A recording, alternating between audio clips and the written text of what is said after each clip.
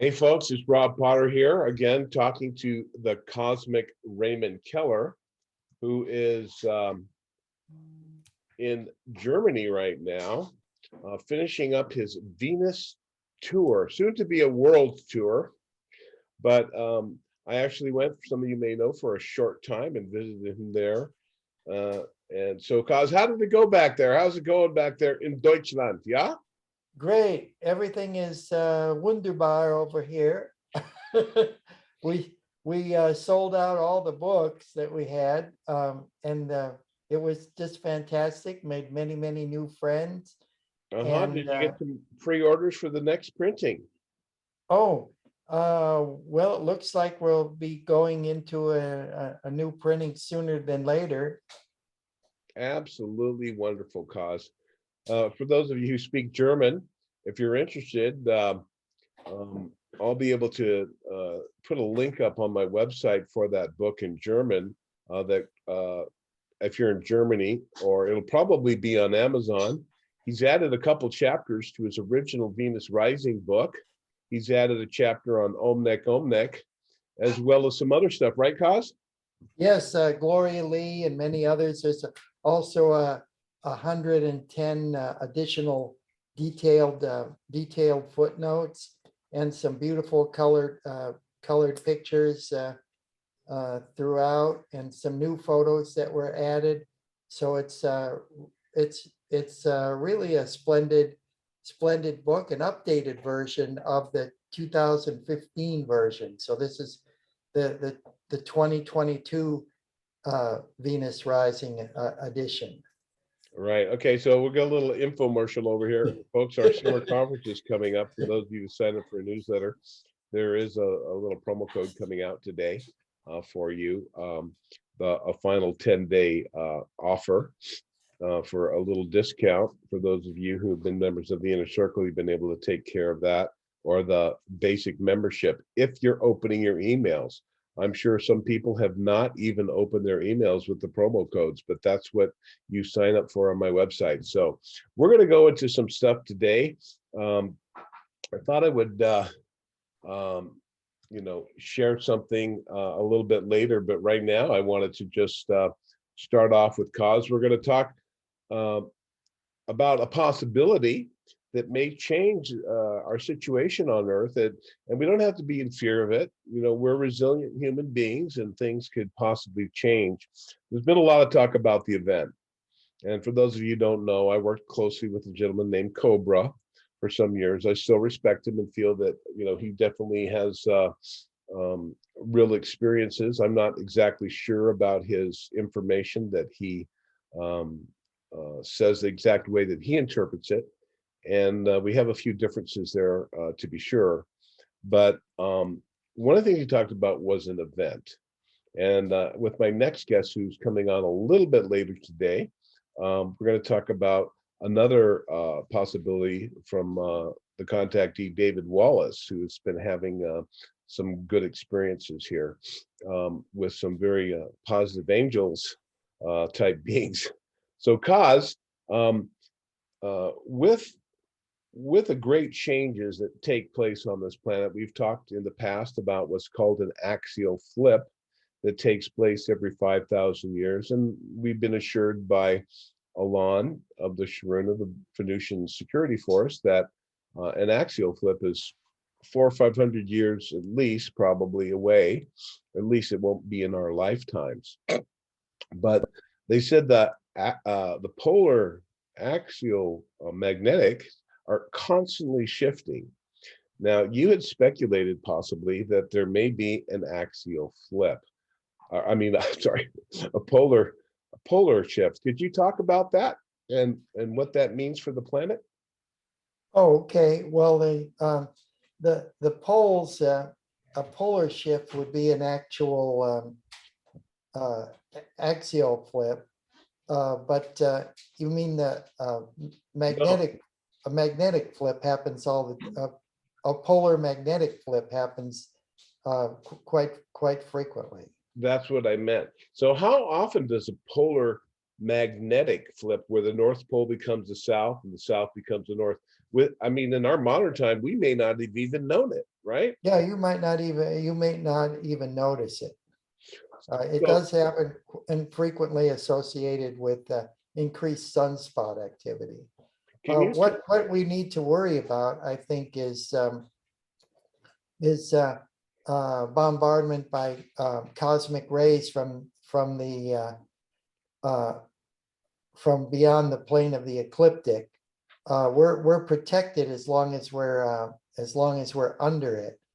But when our planet moves over above the plane, above the plane of the ecliptic, um, then we have to worry about it, because we're subject to more bombardment by various radiations in outer space. so the people of the North Pole are subject to more radiations?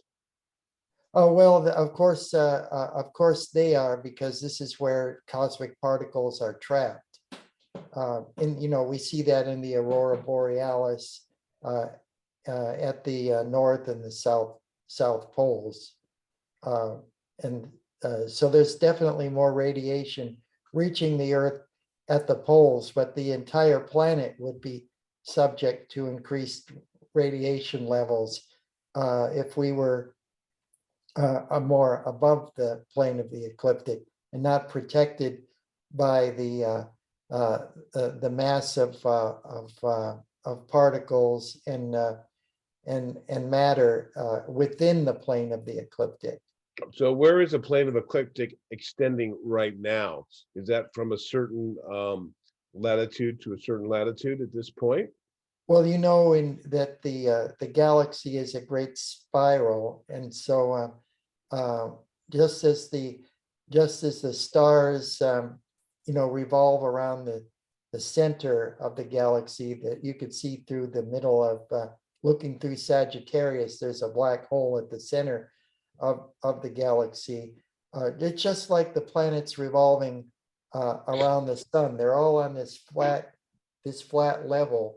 And when you look at other galaxies, for example, M31 galaxy, and you look at it through a telescope, you see that it has the appearance of being flat, but it's actually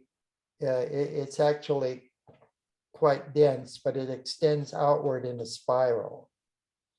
Okay, so but what I'm asking you is where is our um, elliptic? It's from where to where? Okay, we're on the very edge of the Milky Way galaxy. I know, but where does the ecliptic of our planets that you're talking about that would bring in more radiation? Oh, okay. So if we're above, if we're not in this concentration extending out from the center in this spiral, if our sun in our solar system moves above it, then we'll be exposed More radiation directly. to more So, radiation. So right, but why would the sun move above it? If the Earth is having a magnetic flip, it's just going to stay in the same location, right? okay, if the Earth has a magnetic flip, that's not such a big concern. The big concern would be energy from quasars and nova, exploding stars, and that reaching the Earth if we were not in the protection of that spiral. Will the magnetic flip affect that? No, that's something even greater, and it's a galactic, whereas a magnetic flip would be at best a solar event. Okay, so will the magnetic flip with magnetism, would that affect any water sloshing around possibly? Or when that No, that happens, is it gonna change any rotation gonna be longer or slower for a period of time, or no, what may happen? an actual axial flip where all the continents, the oceans, and everything would be affected by that. Yeah, that's the one that takes place in kind of really Like a like a redoes the 5,000, landscape every 5,000 years, right? right, a 5,000 year cycle. We'll probably be going into a new ice age when that happens, and the formation of the continents and the oceans will take a whole different look. Okay, so that's an interesting postulate there. I'm going to say it's probably pretty accurate because of the source here, but I'd like to ask about the with the magnetic shifting, is that causing some of the solar warming and the melting of the ice caps? Is that a normal phenomenon? No, this is caused by the sun actually heating up.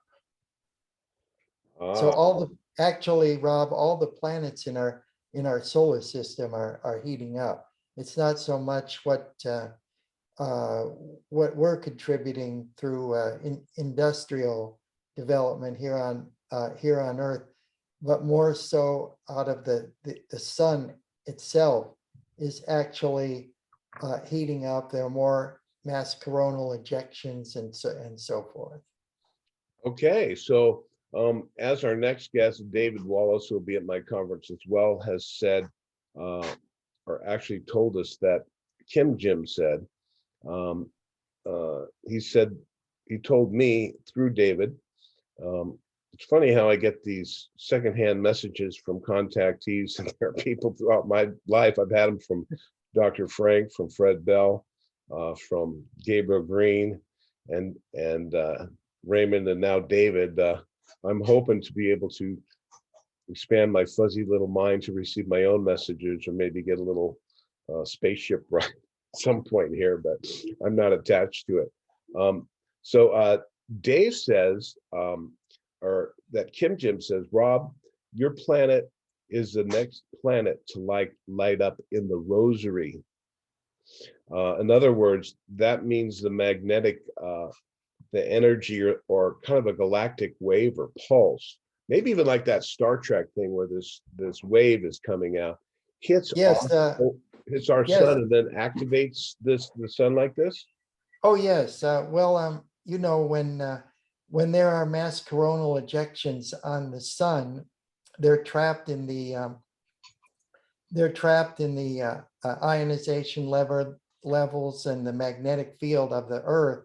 This is what forms the aurora and so forth. And if we have a mass coronal ejection on the sun that's powerful enough, it could create an electromagnetic pulse and wipe out a lot of our electronic infrastructure on Earth. But even more serious than a mass coronal ejection would be a bombardment of neutrino particles from a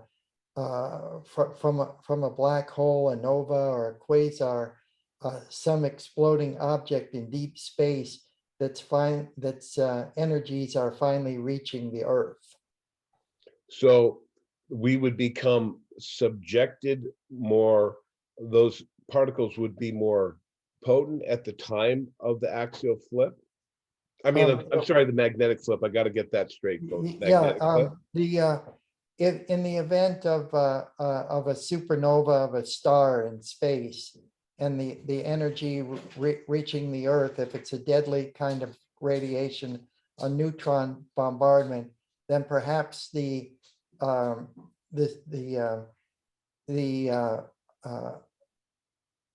polar ionization would not be able to handle all of that energy, and that would create a devastation on the Earth. We're pretty much protected when we're inside that plane of the ecliptic, but when our planet is revolving around, like all planets are not in this, are all objects in space that are revolving aren't necessarily in a circular orbit, so they're in a little bit of an ellipse, so they go above and below the plane of the ecliptic. So once they're above that and more exposed to these cosmic radiations, that's a problem.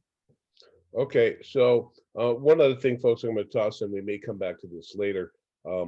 There's another planet called Nibiru that rotates on a a different orbit and comes over the north and south poles along the plane of the ecliptic. So the magnetic, so we're protected by the other planets that are kind of interfering that energy from getting to us. Is that correct? The Saturn and Jupiter and Uranus and Pluto and all that, they're all kind of like protecting us from that radiation Oh, coming from. yes. Well, I have to say about, not so much about Nibiru, because it's thousands of years before it will pass by the Earth. But Jupiter, being the first planet beyond the asteroid belt, when there are objects in space that are coming into our solar system from deep space, um, Jupiter acts as a kind of super magnet, and it attracts all these objects and burns them up in its atmosphere, protecting the inner planets inside the asteroid belt of Mars, the Earth, Venus, and Mercury. So we don't have anywhere near the kind of devastation from meteorite bombardment such as happened long ago with the dinosaurs going extinct 65 million years ago, because of Jupiter and the position of Jupiter as this great attractor for objects entering our solar system. Yeah, well, we can't really see too much. It seems like this has a spurious atmosphere with there's a lot of gas there. Maybe not as big as we think, or is it, or is it really that big? No, Jupiter is very big. It could probably contain countless Earths, and the gravitational pull is 12 times that of the 12 times that of the Earth, and there are there are many moons. The 5 of them that we could see very easily, even with a pair of binoculars that Galileo saw.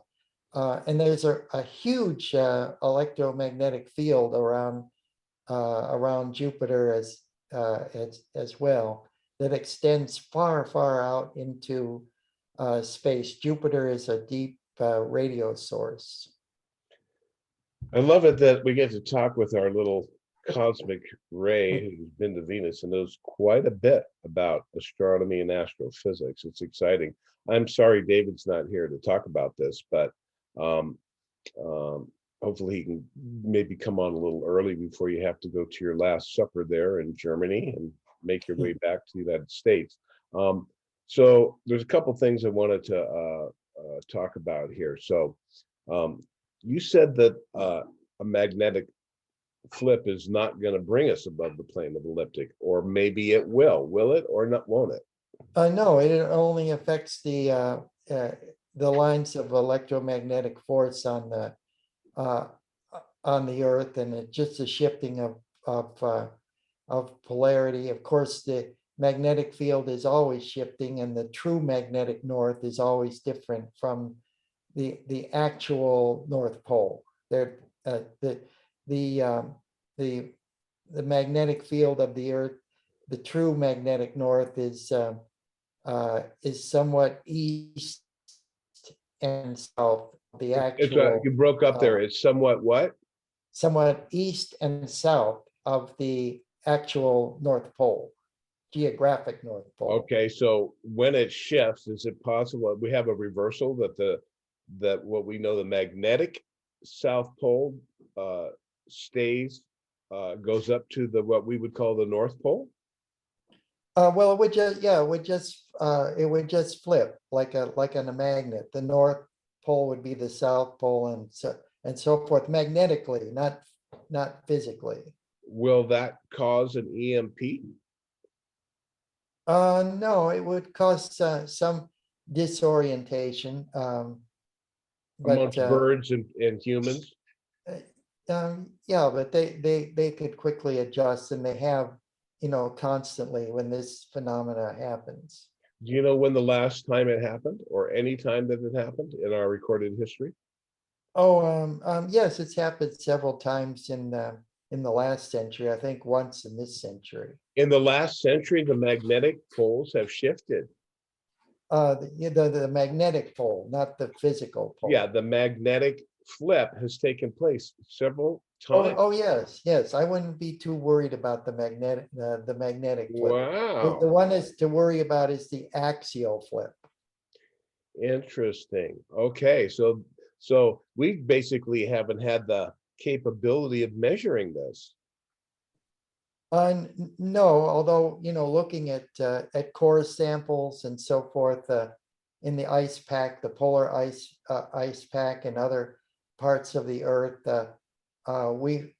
we've determined that about every 5,000 years or so, there is this axial flip, and it oftentimes corresponds to the arrival of new ice ages or dramatic shifts in weather, where you have tropical, where you have former polar areas now becoming tropical, and so forth.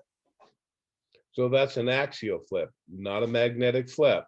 That's an axial flip where the ocean shift out of place. You have massive But I'm asking, tidal right, but wave. I'm asking, do we have any evidence of a magnetic flip? But we wouldn't really notice it because the effects are minor. Yeah, the effects are relatively minor. I wouldn't even worry about it. The axial flip is the one to create all the havoc. Well, if it's happened several times in the last 100 years or so, uh, in the last couple 100 years, you said, would that affect our electronics? They would still work with a magnetic flip? Is that correct? Oh, yes. With just the GPS and so forth would have to be readjusted if there was a shift, a shift in reading the magnetic field.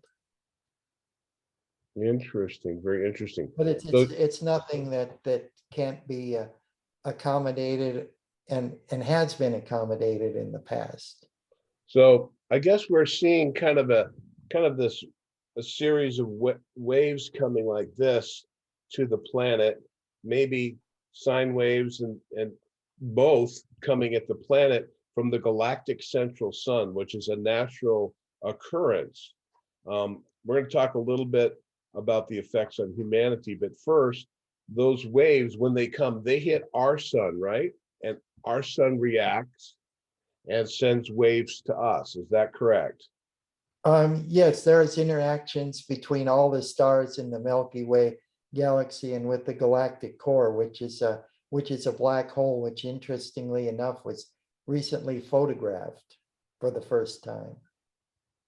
Okay. That will be an interesting little scientific Pho- thing to go pho- into. Photographed for the first time from the Earth, I should say. Of Right. course, And what do you think allowed that to take place? well, they knew where to point the cameras, and it was, they had clear enough skies and powerful enough telescopes. They focused it through the relatively clear of nebula area in the constellation of Sagittarius, which beyond that points directly to the galactic core. Okay. And so they found you mean the grand central sun black hole or the one inside our sun? No, the one at the center of our galaxy. Right. Now there from some of the information I'm reading and learning from the Transylvania Sunrise series available on Amazon by Red and Cinemar, translated by Peter Moon. I've highly recommended them to many people many times, and I suggest if you want to learn about the inner Earth and dimensionality within the Earth, that you read that series of books. They're quite incredible. The Queen of Venus has mentioned about the Anunnaki creating their those repositories of information. So I wanted to ask you about, you said that if a solar sneeze takes place strong enough, we should be worried about a little bit about cosmic radiation. Oh, yes. Any solar mass ejection. This is a tremendous amount of energy that's released into the solar system. For example, the International Space Station or any astronauts that are in orbit, if they were to be exposed to this and not be able to lock down in containment within their spacecraft or the space station, their cellular structure could be warped by the exposure to these massive doses of cosmic radiation. So this radiation hits our ionosphere, kind of bounces back and forth and creates an intense uh, uh, change in DNA on the Earth. It could cause the increase of cancer and things like that, but the major threat comes to overpowering the magnetic fields of the Earth and getting trapped in our planet's magnetic field, creating an electromagnetic pulse and wiping out our energy grid. So, all the computer systems and power lines and everything will be down. Okay, so we'll go to that a little bit more. So I want to talk about, so with that pulse, could that precipitate a magnetic flip, or are they completely separate? No, they're separate. They're separate. It may totally disrupt the magnetic field if it was powerful enough, and it might induce it, but the magnetic field is created from the core of the Earth, interacting with the solar wind and so forth. Well, Dr. Frank and others who've been to the inner said it's actually not hollow, or that it is hollow, that it's not a solid, quote, core, that there actually is a tiny little black hole in there that provides a type of light inside. And from what I understand, it's about 24,000 miles across, and they say it's about 16 or 1800 miles of crust, and then it starts to go into this like interdimensional field. Can you comment on that? Oh yeah, oh yes. Perhaps the Agarthans perceive this vast molten core. It definitely takes on the appearance of a star or a sun. Okay, well, the molten But core. I mean the appearance, but it's nowhere the size of a star or a sun. But of course, it contains a tremendous amount of energy and could be tapped by a civilization that had the technology to do it. Okay, it's not a black hole. I don't think it's a black hole, because this is a different kind of phenomena Should be altogether. really small, but it's kind of like a geode forms when the Earth is spinning. Everything kind of goes out. So that's kind of interesting. I'm going to have to research more in the Apunzi, but I think they claim that it's a black hole, that as you go in, as they're going in, when they go into these interdimensional tunnels, they're going by in these portals that they go through, that they do see the molten core in various locations. But he makes Well, it there are little tiny pockets.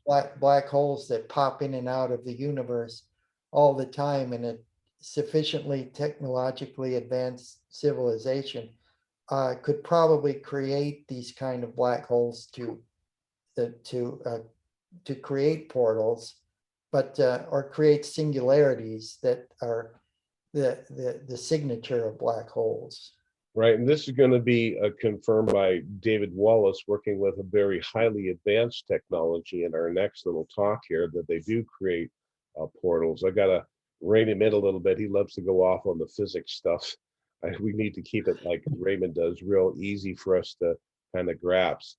So what I'm gathering here from you is that our solar system is gradually heating up due to a natural reaction from an increase in frequency and the cyclic level from the grand central sun. And this is increasing the heat on all the planets in the solar system by virtue of the solar flares and cosmic radiations coming from our sun as a down. Yes, the sun itself is more active and it's heating up. And Fred Bell had talked about the S waves and the P waves that come to the Earth, and that these cosmic rays strike the Earth. And if the Earth is out of harmony, then that would cause earthquakes and cause changes on the surface, kind of as a cosmic balance to bringing life back into order. If a planet's in harmony, like Venus, there might not be so much disruption. Would you concur with that? Oh yeah, we have the plates, tectonic plates, and they're always shifting on the with the continents and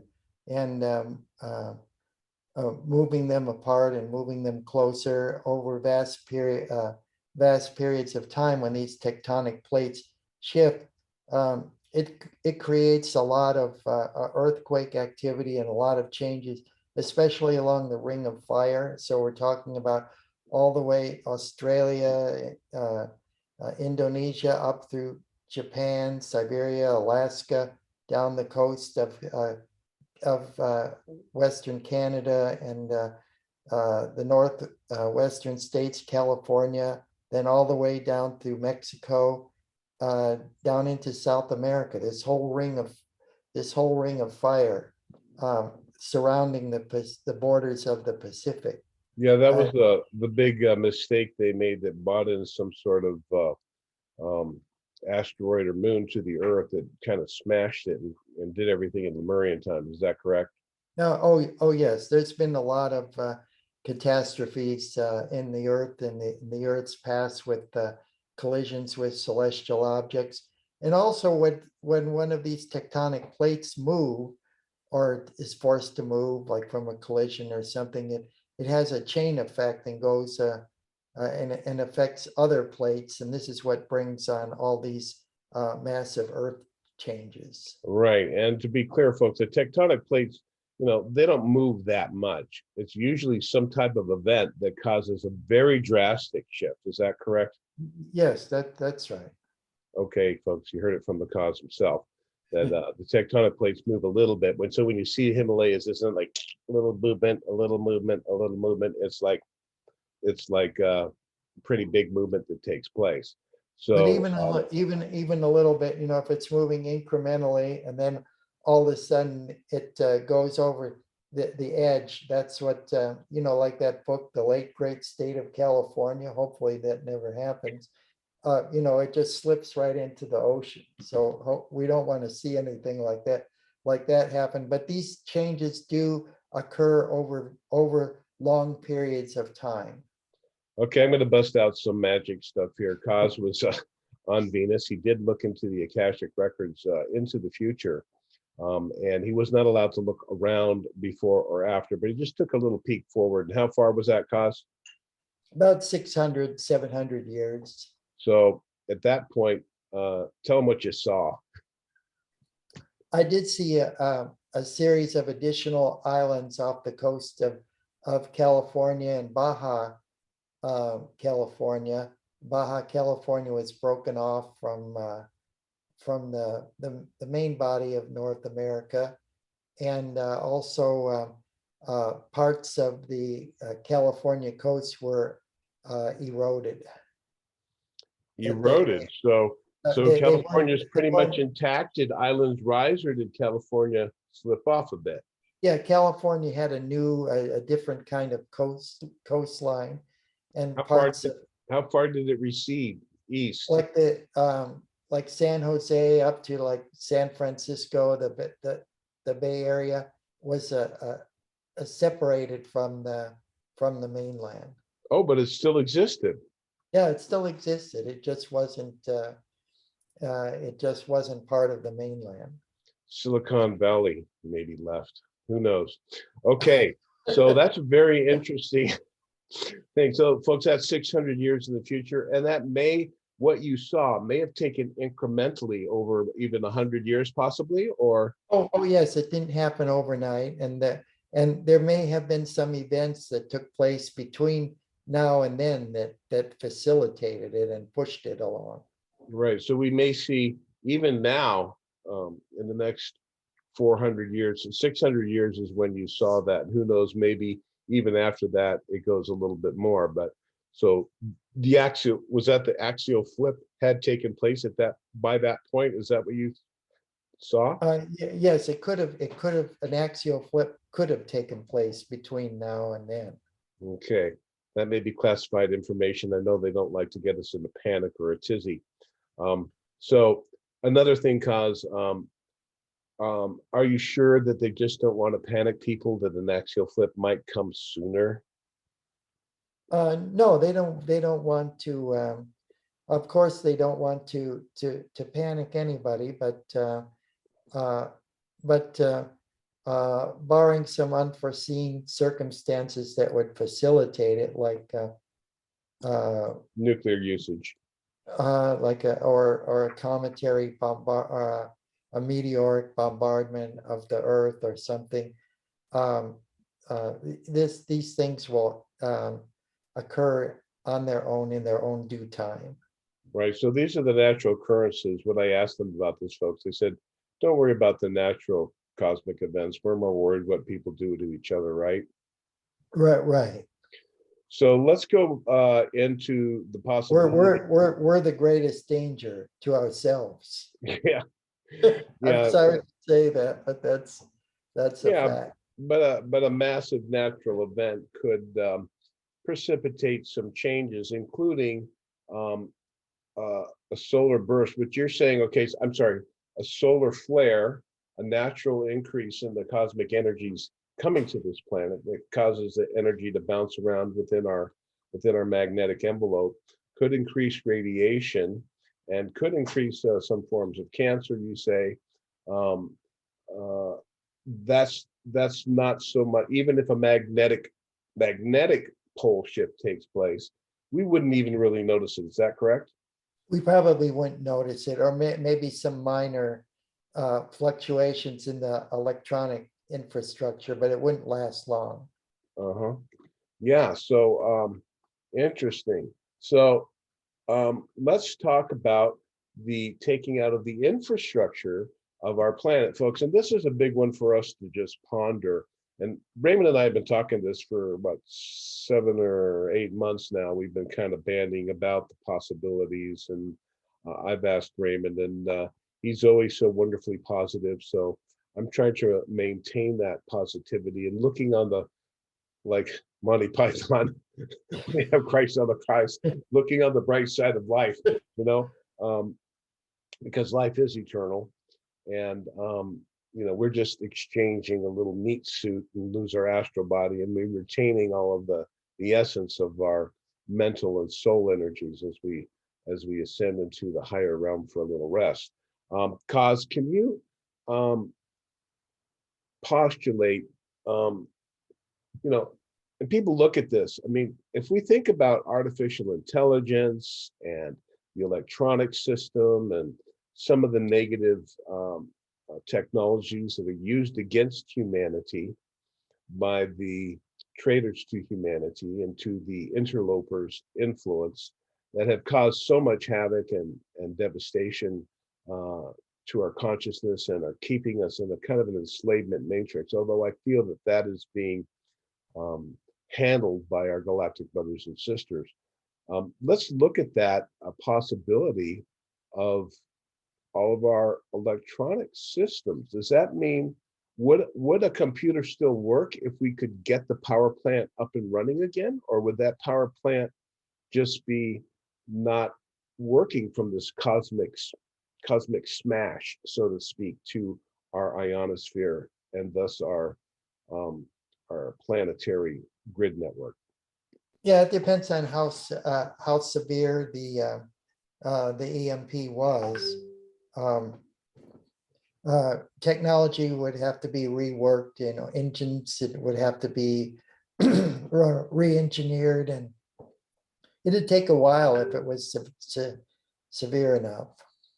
So there may be magnetic pockets that would remain intact in the grid. Oh yes, we have some unique areas on Earth where we have just like on the moon, mass concentrations of magnetic energy. You could be driving over like a hill in Pennsylvania somewhere, and your car will go out, and so there's some areas that like that probably wouldn't be affected because they generate their own very strong magnetic fields that would be like a buffer.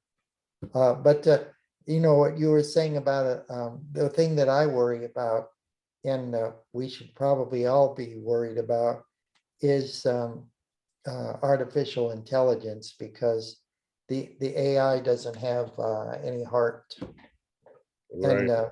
and we shouldn't put the fate of humankind into a machine. The movie The Terminator. Yeah, I It's understand. That's probably more real than we care to think. But also as a network of control, of social control and manipulation, this is very bad, because even the people who created this AI will not be able to control it. Right, And exactly. it'll They don't be know like what they're doing. They're working for right. They some have no master idea here. what they're doing. It's going to be like a runaway train. I really And do. Yeah, the runaway train with John Voight there. It's not a pretty picture.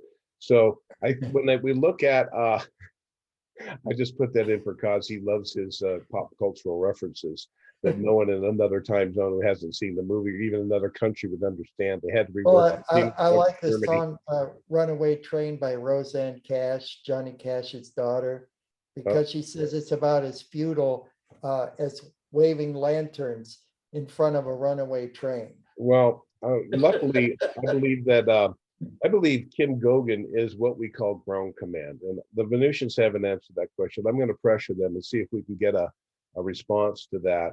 We're going to have an opening message, and we're probably going to get another series of questions answered, which I will release at the conference directly from the Queen of Venus. And by the way, that's not royalty; that's based on service to the Earth and soul development that is agreed upon by the Venusians who work in a different communication network amongst themselves than we do. They're more unified. I So wish I wish that we on Earth had a system similar to the Venusians, in an outlook that was similar, because on Venus, just like in a beehive, in the society of the bees, every female bee is a potential queen. And if we looked at women here on Earth in the same way and didn't disrespect them and paid them the honor that was due them, we would be on a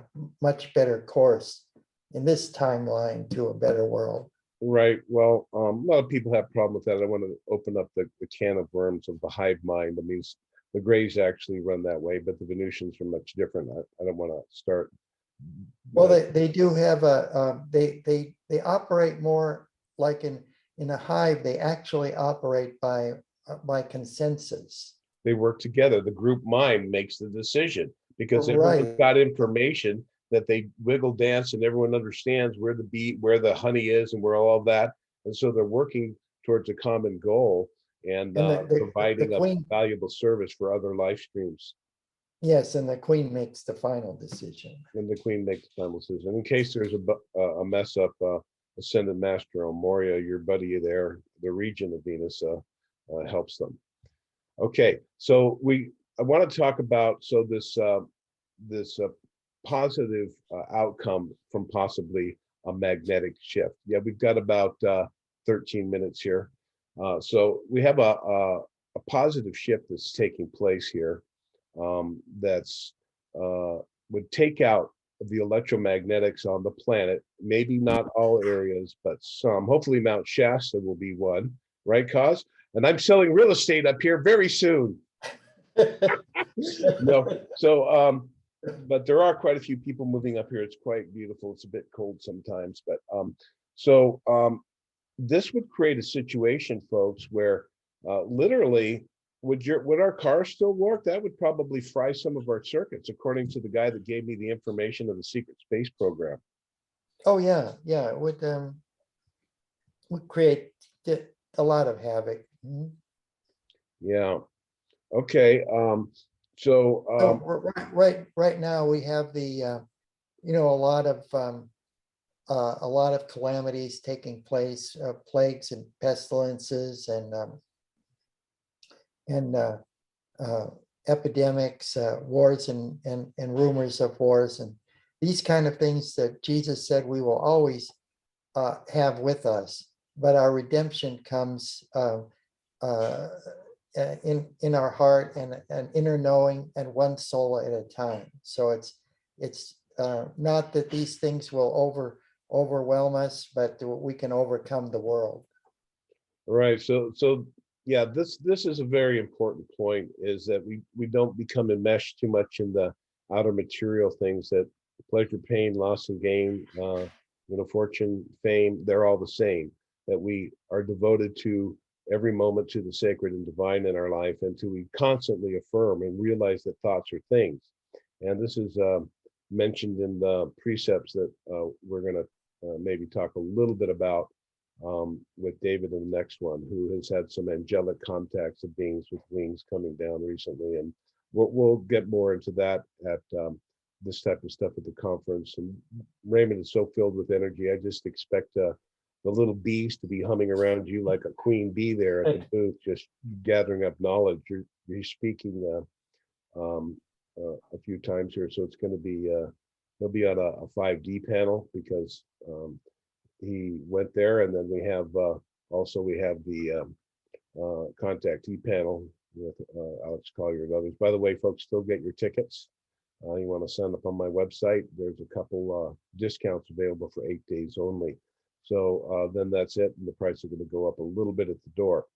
So Rob, the Venusians are here on Earth. They're working behind the scenes, and they're working through various contactees and persons like you to bring correct information and principles to all the people, so that they can govern themselves and decide their own fate and destiny without any imposition from any other power.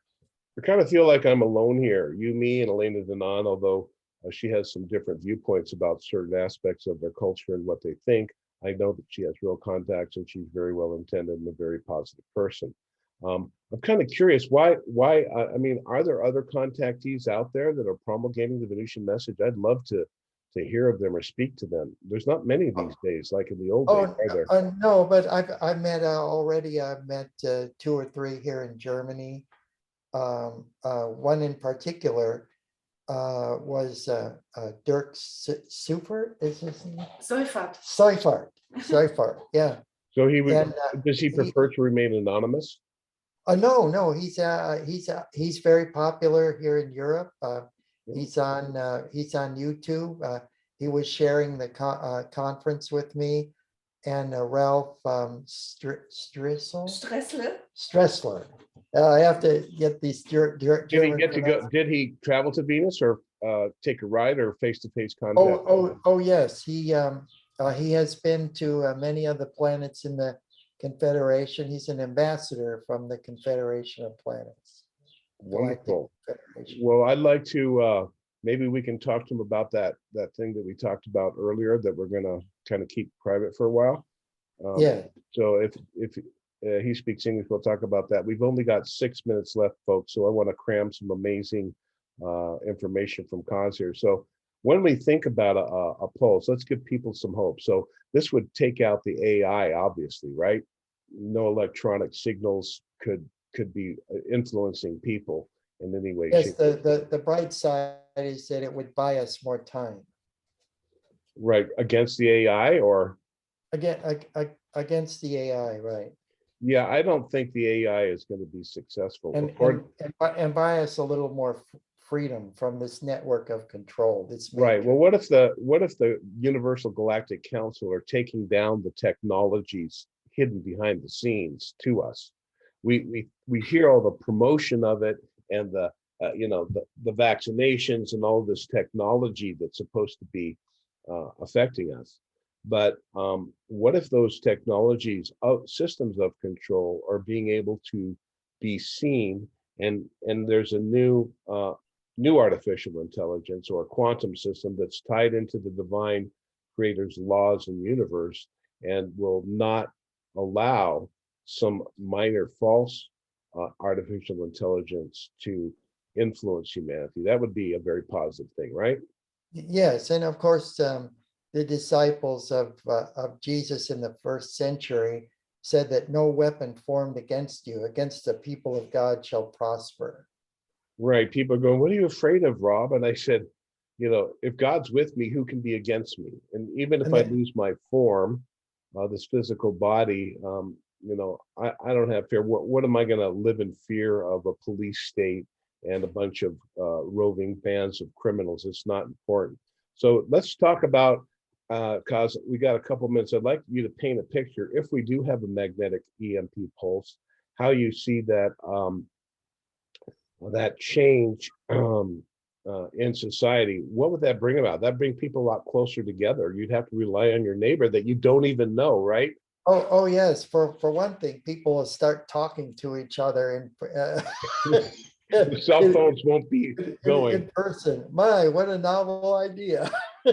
And for your information, folks, Kaz does not own a smartphone, much to the chagrin of his wife and myself, who wish to reach him on occasion. It's just not possible. And My kid, so, my kids say I'm a dinosaur because I only have a wall phone in my house in West Virginia. right. A Um, wall phone and a notepad next to it. yeah. So So, Kaza, I guess we're resourceful though. We'd come out way, but there'd probably be some panic and fear and a lot of negative reactions by some people. But I think without them being able to travel far, it's mostly, they're going to be very localized. They're going to have to walk where they're going if they want to create havoc. And I think, unfortunately, when we look at our apocalyptic movies, there will be bands of people that will uh, actually be in harmony more than the negative roving bands, and they'll be able to protect themselves and restore order more on a local level, I would think, for sure, right?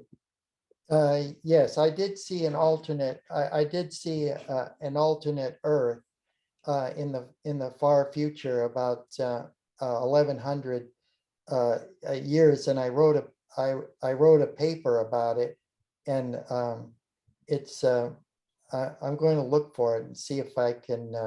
I'll send it to you. Okay, an alternate Earth. And with the last couple of minutes here, uh, speaking of alternate Earth, one of the things Dave said that the angel was giving him in his vision in his first trying to attempt to unravel this interdimensional communication, which I know is very difficult, is that he said he saw some flashes and people disappearing. He was kind of, and I was given this vision in '79 where I saw the Earth going over the crest of the wave. One Earth scooted along in the tube, came out great. Another Earth was kind of destroyed. Will the third dimension and the fourth dimension, would that be a separation, another Earth? I'm not talking about a parallel Earth that exists. There's 7 of them. I'm talking about, would this Earth kind of separate into, like, we don't see the 5th dimension here inside the Earth. Would the 4th dimension, would we be on the surface coexisting with the 3rd dimension? Is that a possibility? Well, everything in the quantum universe is very hard to explain, but anything is possible in the quantum universe, because it's beyond the construct of our own space-time continuum that we know in the third and fourth dimension. It's totally beyond all that. So it would be, I wouldn't really be able to say. So but with the 3rd and 4th, they're conjoined. There's no way they're separating, right? No, they're not separated. Okay, good. I'm glad I had that. And we're still learning here. Obviously, we're just speculating around in human understanding. And But then what we call the 5th dimension and above are just more refinements of the quantum universe. These are just lighter and lighter and lighter and lighter densities. right, and those densities are actually related to dimensions as well, right? Yes, we call it dimensions. We used to call it unseen worlds or spiritual realms, the astral plane, these kind of things. It's just a name for a super phenomenal universe. They're lighter in density, but to them, their world is just as has Oh, a, just as real as ours, if not more. it has a More physical, so. it has a physical reality, and Yeah. we could go You there know, and it would seem so different. when you read well, let's see, when you read Omnek's books, Omnek Onek, and then By Venus, and some of these others who have come to Earth from these astral realms, you'll get a better picture of what it's all about. Wonderful, folks. And you get a better picture if you come to the Mount Shasta Summer Conference. We've got plenty of 3-day tickets. We are sold out of 4-day, have been for about a month now. So please get your tickets. Please gear up and look at my website, thepromiserevealed.net. Click on the first banner. Look in the shop. We have all the workshop times, all the speakers' titles, and we have the schedules for Thursday, Friday, Saturday, and Sunday. We have 3 rooms. Some days we don't even have lunches in certain rooms. So you're going to have to pick and choose. Be sure you get on the mountain and have some fun. We've got a speaker's dinner now that's out. So thank you so much, Kaz. And thank you, Anya, for allowing us time. You have a wonderful Last Supper with our friends. Oh, here's Anya over here. There's Anya, Omnek's dear friend and confidant, who helped write that book in unbelievable record time translation there. And I guess you just got some more. I thought you said they were sold out, but that's good. We got another printing. Oh yes, this is the other proof copies. These are of course, we still have some. Oh, the Yes. proof copies. The proof copies. Okay, so there you go, folks. And if you want to get them in Germany, Anya will text me the link, and I'll pop it in here on the description. I'll make it a product on my website. You can just click directly to Anya's link there. If you're in Germany, I'm not sure about the shipping cost here, but probably can get them on Amazon too. So thank you so much. Thanks for taking good care of Raymond there in Germany, and have a good Abendessen.